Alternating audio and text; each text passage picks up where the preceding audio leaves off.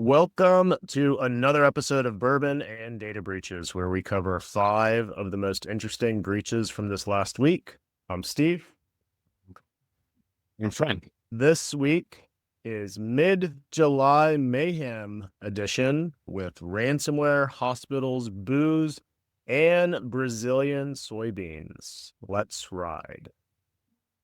Starting off with story number 1, Sanderling Healthcare, paging Dr. Sarcoma ransomware hit Sanderling Healthcare, allegedly grabbing patient records, staff logins, and sensitive internal comms. I believe this one because their website still uses Adobe Flash. Been a while since I've seen Adobe Flash on the website. I think this is continuing the streak of ransomware attacks that we talked about on this recording. Healthcare organization was affected. So, honestly, anytime healthcare is impacted, potential HIPAA implications, right? A lot of negative things, both for the patients, for the business, and for potential life-saving support. Seemingly, continually, and always kind of passive, right? But a top target for ransomware games. Yeah, I gotta agree with that. You think a company who counts every step in a dialysis clinic would also count how many open ports they left exposed to the internet. But here we are. And here we have a provider whose whole brand is based on predictability and certainty. Now, I hardly doubt ransom payment was in their original construction budget. Moving right along to story number 2, Palm Bay International, low meltdown. Nitrogen ransomware uncorked a digital disaster at the massive wine and spirits importer, Palm Bay International. Contract data, distributor information, and financial docs are reportedly exposed. I've been trying to figure out if they have any brands. I don't see any brands, but they're supposed to be one of the top importers in the US. What do you guys think about that? Okay, this is a breach that could and should have been anticipated. We have a massive alcohol distributor with high visibility and a wide supply chain network. It's almost like a ransomware magnet with an attack surface more flammable than their own warehouse. If you're importing half the world's booze, the least you can do is lock the seller's door before the boys throw a party with your files. Yeah, to your point about parties, Frank, I've got a couple large events myself coming up, so I hope this does not impact the available supply of what's out there. But first, Nitrogen ransomware caught my eye. I mean, they're a newer player on the block, right? As of I think late last year, and they've been fairly busy. You have to imagine, right? Again, another kind of large supply chain attack from the perspective of supplying a lot of local businesses, corporations with materials that they sell. So I think that just increases the pressure back on the company to fix the issue, aka make the payment.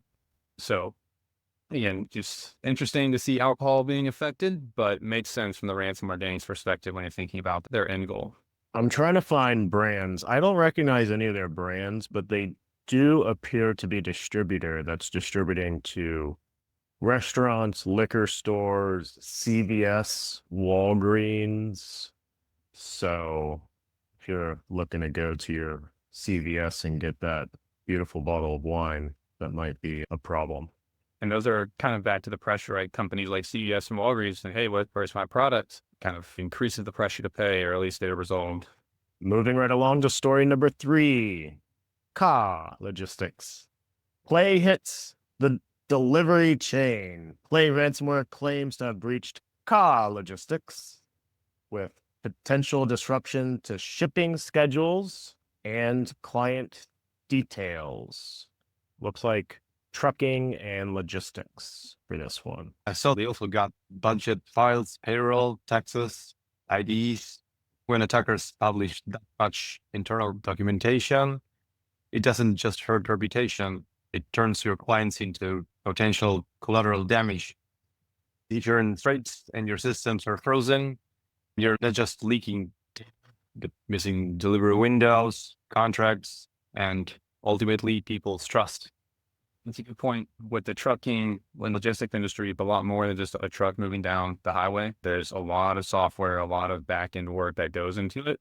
They can't make deliveries without these specialized routes for the truckers that are made cross country. There's a lot more that goes into it. The business themselves losing money, missing the delivery windows. The companies that are waiting for that shipment to arrive are probably not too happy as well. Not to mention all the sensitive data in terms of who knows what they're moving. They could be moving some highly expensive, highly sensitive goods in vehicles, and that could be compromised and now known by threat actors as well. So a lot of moving pieces here, but another supply chain oriented attack. I'm pretty sure it is KA Logistics, but KA is way more fun to say. I like to imagine it's a logistics company made by crows. Look, could crows run a logistics company? Maybe. We'll see. Moving on to story number 4. Remo. Hack the RV life.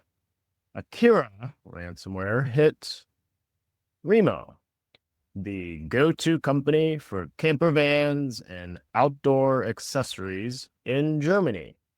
Exposed data reportedly includes customer information, invoices, and partner contracts.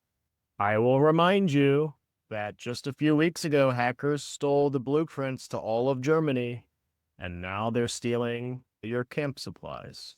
Yeah, pretty interesting with that reminder. Makes you wonder also too who some of Remo's customers might be, that their information is in there. Just kind of a side thought, but you never expect your glamping invoice to be open source, right? It kind of reminds me of last year. Yeah, there was a lot of interesting impacts to the auto dealer industry here in the States. Kind of has a similar feel to that.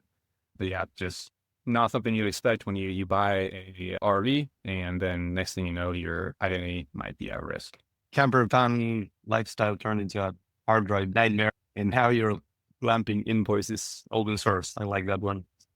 But the kind of info Akira took is enough to turn adventure into audit drama, client data, employee info, financials, everything you need to turn a company from the inside out. This is maybe a reminder that even the leisure industry isn't off-grid anymore. For our last story today, I'm going to lean on Frank a little bit because this one is a Brazilian one.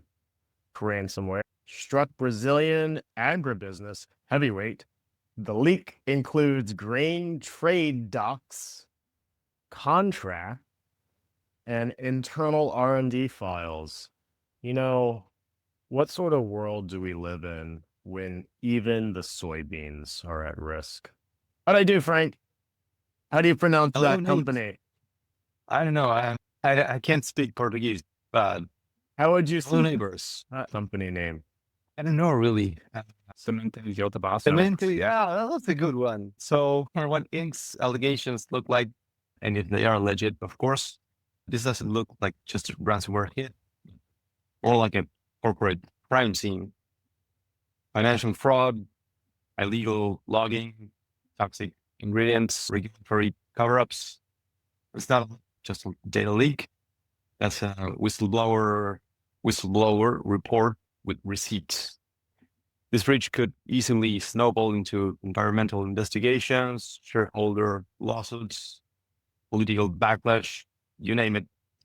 So when your documents reveal more than your marketing ever did, the real risk isn't the extortion, but the exposure.